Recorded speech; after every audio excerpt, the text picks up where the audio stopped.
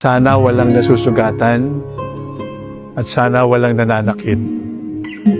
Pero hindi naman talaga pwede yon.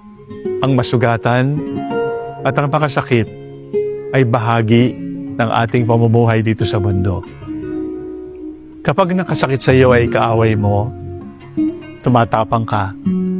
Pero kapag ang nakasakit sa iyo ay nagmamahal sa iyo, mas malalim at mas masakit. Pero kung ang nakasakit sa iyo ay yung ginawan mo ng mabuti, malalim, masakit, at matagal maghilom. Nasaktan tayo ng ating mga magulang, nasaktan tayo ng ating mahal sa buhay, at nasaktan na rin tayo ng ating simbahan.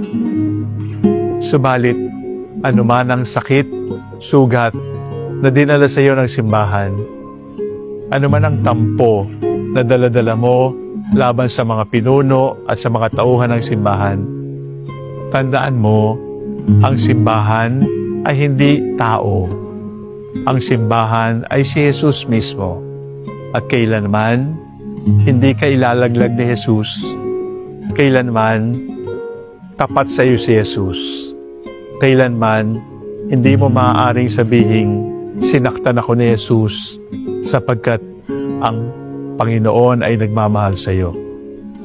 Kung may tampo ka sa simbahan, dalhin mo kay Jesus sapagkat si Jesus ay makakaunawa sa lahat ng sugat, sa lahat ng kirot na dinadala mo ngayon.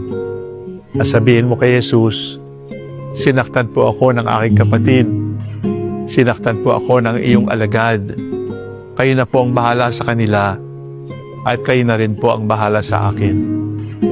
Ayaw ko na pong mamuhay sa tampo. Gusto ko pong mamuhay katulad ninyo. At ang sabi ninyo, Ama, patawarin mo sila sapagkat hindi nila nalalaman ang kanilang ginagawa. Panginoon, turuan mo akong patawarin ang simbahan.